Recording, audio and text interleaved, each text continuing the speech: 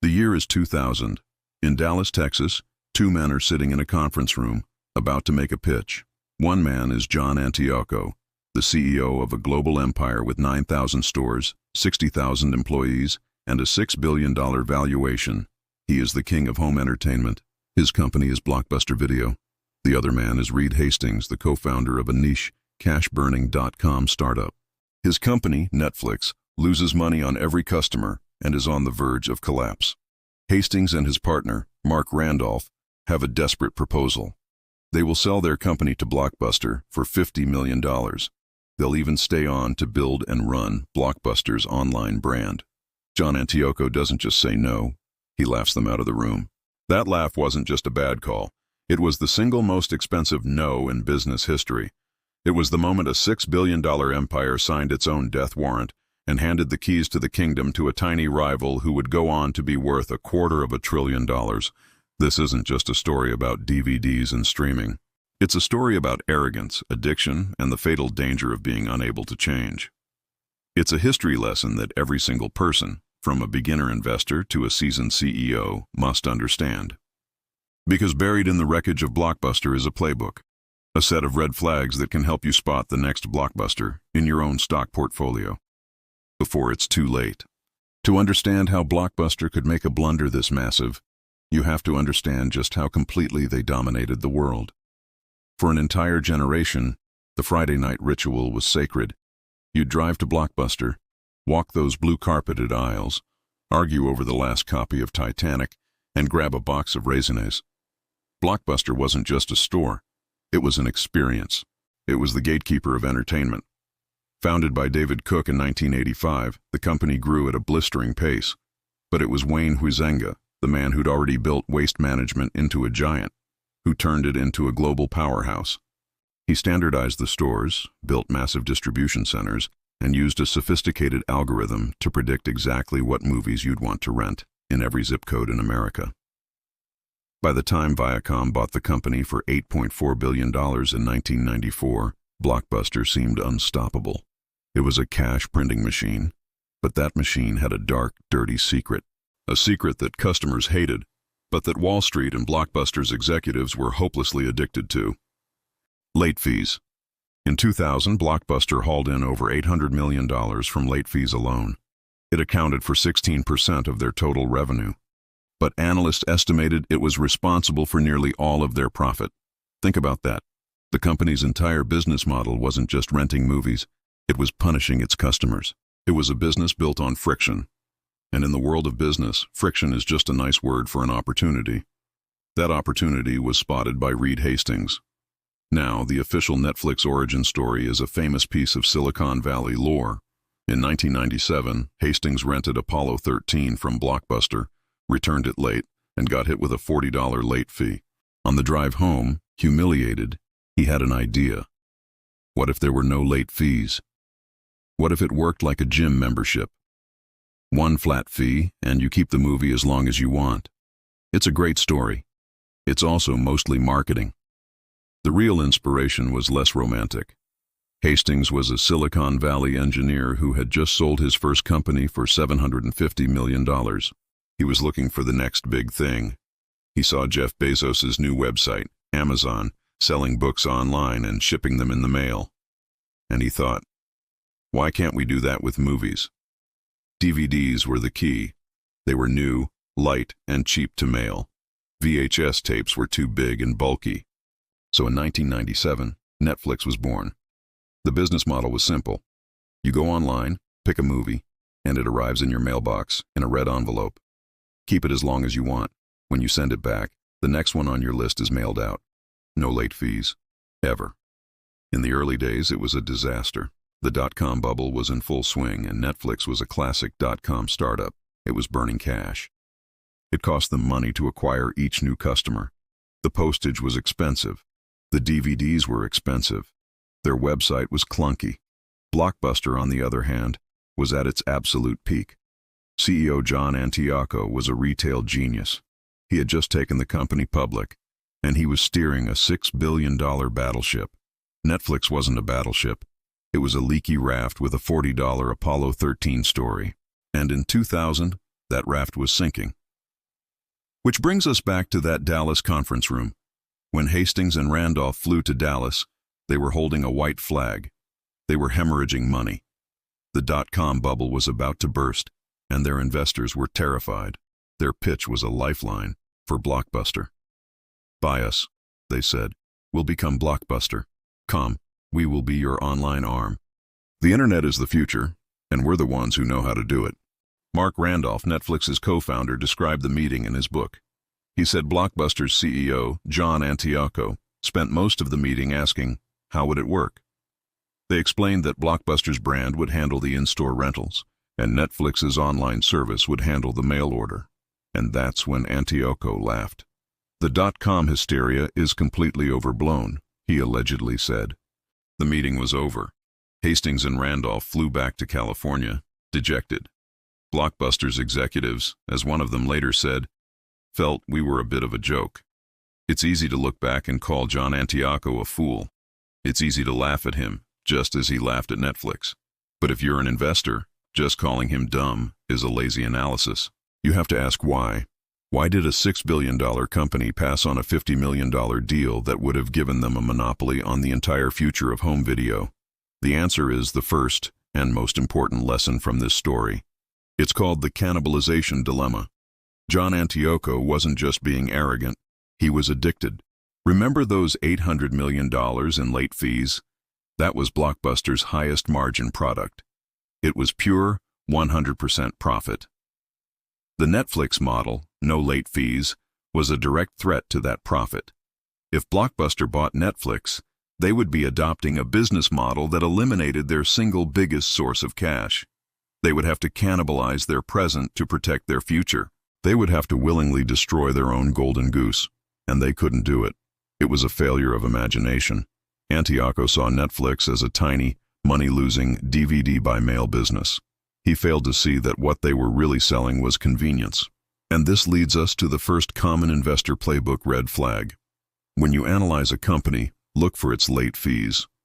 What's the one product that makes them a ton of easy, high-margin money, but that their customers absolutely despise?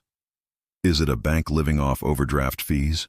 A telecom company living off hidden charges and data overages? A software company living off non-cancelable annual contracts? These late fees are a sign of weakness, not strength. They are a business model built on customer hostility, and they create a massive, glaring opportunity for a competitor to come in with a simpler, more transparent model and steal their entire customer base. Blockbuster was addicted to punishing its customers. Reed Hastings was obsessed with delighting them. In the long run, the second model always wins. After the disastrous Dallas meeting, Reed Hastings was done playing nice. He went back to Silicon Valley, raised more money, and declared war. Netflix's strategy was brilliant. They targeted the early adopters, the tech-savvy, DVD player-owning crowd in cities. Blockbuster, meanwhile, was fighting the last war. They weren't completely blind. In 2004, Blockbuster finally launched Blockbuster Online, a direct copy of the Netflix model. And here's the crazy part. It actually worked. It was cheaper than Netflix, and it came with a killer feature. You could return your online rentals in the store and get a free movie. It was the clicks and mortar hybrid that analysts had been dreaming of. By 2007, Blockbuster Online had over 2 million subscribers and was growing fast. They were starting to beat Netflix at their own game. So, what happened? Why are we not all subscribed to Blockbuster.com right now? The answer lies in one of the most self-destructive acts of corporate civil war in history. Meet Carl Icahn, the legendary activist investor. Icahn had bought a huge stake in Blockbuster, and he hated the online strategy. He saw it as a colossal waste of money. He believed CEO John Antioco was spending way too much on the online division, and he was furious that Antioco was also trying to eliminate late fees from the stores, killing the golden goose. Icahn wanted Blockbuster to focus on its profitable brick-and-mortar stores. He wanted to cut costs, stop the wasteful online spending, and give that money back to shareholders. He launched a proxy battle, and in 2007, he won. John Antioco, the same man who had laughed at Netflix, was fired. He was replaced by a new CEO, Jim Keyes, who immediately did what Icahn wanted. He jacked late fees back up, and, fatally, he pulled back all the funding for the online division. This is the second crucial lesson for investors. John Antioco was a flawed leader. He was arrogant and missed the $50 million opportunity of a lifetime. But he had learned. He eventually saw the threat and was spending the money to fight it. His plan, to blend online with in-store, was the only plan that could have saved the company. Carl Icahn and Jim Keyes were good for shareholders. In the short term, they cut costs and boosted profits. But they did it by steering the company directly at the iceberg. They were trying to be the best video store in a world that was about to stop going to video stores. Because while Blockbuster was tearing itself apart over late fees and online spending, Reed Hastings was already getting ready to kill his own business. In 2007, the same year Blockbuster's new CEO took over, Netflix hit a button that changed the world. They launched their Watch Now streaming service. The quality was terrible. The selection was tiny, only about 1,000 titles. You had to have a Windows PC and Internet Explorer.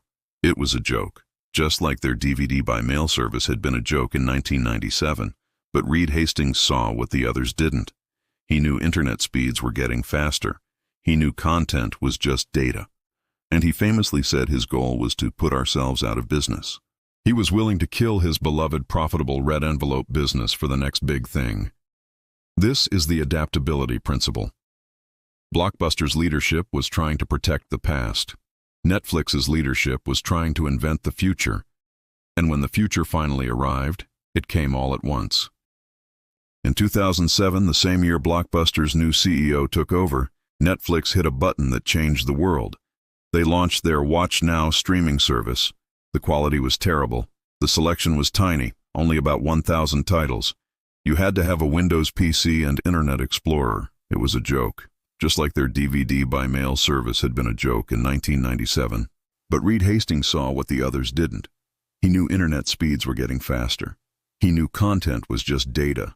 And he famously said his goal was to put ourselves out of business. He was willing to kill his beloved, profitable red envelope business for the next big thing. This is the adaptability principle. Blockbuster's leadership was trying to protect the past. Netflix's leadership was trying to invent the future. And when the future finally arrived, it came all at once. Today, only one Blockbuster store remains on Earth. In Bend, Oregon. It's a tourist attraction. A blue and yellow sarcophagus for a dead empire. A museum dedicated to the cost of saying no. So Netflix won. The end, right? Not quite. The story gets really interesting for investors in 2011. Netflix was now the undisputed king. They were bigger than ever, and they were about to make their own Blockbuster-sized mistake. Having just killed the video store, Reed Hastings decided it was time to kill his other business, the red envelopes. He announced that Netflix was splitting into two companies. The streaming service would remain Netflix, but the DVD by mail service would be spun off into a new completely separate company called Qwikster. If you wanted both streaming and DVDs, you would now have to pay two separate bills, two separate websites, two separate brands. It was a 60% price hike, disguised as a clumsy spin-off. The public reaction was not just negative, it was violent. Customers felt betrayed. They had loved Netflix for its simplicity, and now it was a confusing, expensive mess. In a single quarter, Netflix lost 800,000 subscribers. Its stock price collapsed, wiping out 75% of the company's value. It looked like Blockbuster was going to get the last laugh from the grave. Wall Street called for Hastings' resignation. Analysts said the company was finished. But what happened next is the real difference between the two companies. It's the final and most important investor lesson. John Antioco and the Blockbuster board had faced their failure with arrogance and denial. Reed Hastings apologized. Just 23 days after the Qwikster announcement, Hastings killed the idea completely.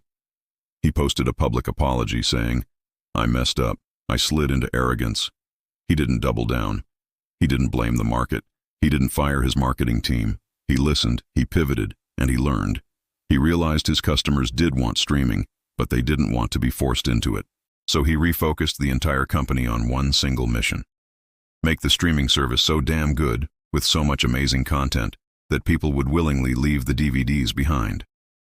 He took all that Qwikster apology humiliation and poured it and billions of dollars into creating his own content.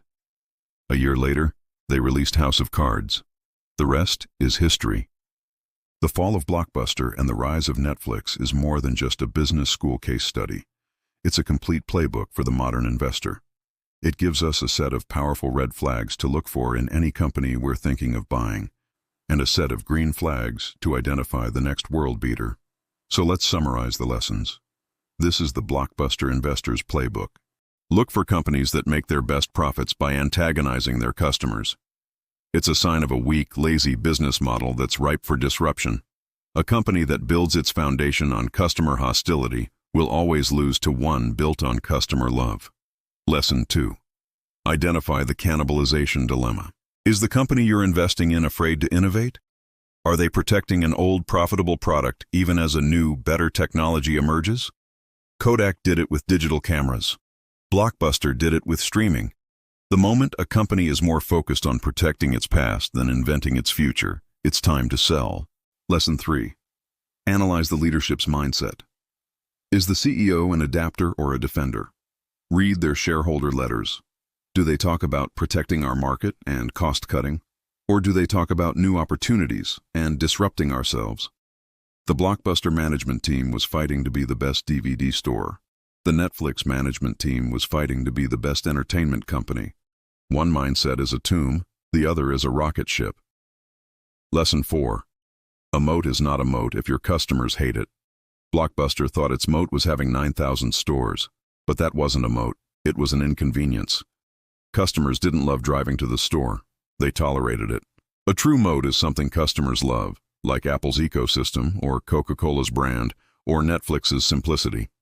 A true moat is one that a customer wouldn't leave, even if a competitor was a few bucks cheaper. The story of Blockbuster isn't just history, it's happening right now. In every industry, there is a Blockbuster, a dominant, arrogant king addicted to its late fees. And in every industry, there is a tiny, cash-burning Netflix just waiting to be laughed at in a meeting. Is it traditional cable, addicted to its bundle, versus a la carte streaming? Is it legacy automakers, addicted to gas engine profits versus EV startups? Is it old-world banks, addicted to overdraft fees versus simple fintech apps? History doesn't repeat, but human nature does. The common investor who can learn to spot the difference between arrogance and adaptability, between a late fee and a real service, between a defender of the past and an inventor of the future, is the investor who will build real, lasting wealth. This is what we do here. We decode the past to help you win the future. If you want to learn how to spot the traps that sink empires and the strategies that build them, subscribe to Common Investors. Because the next $50 million no is happening somewhere, right now. You just have to know how to spot it.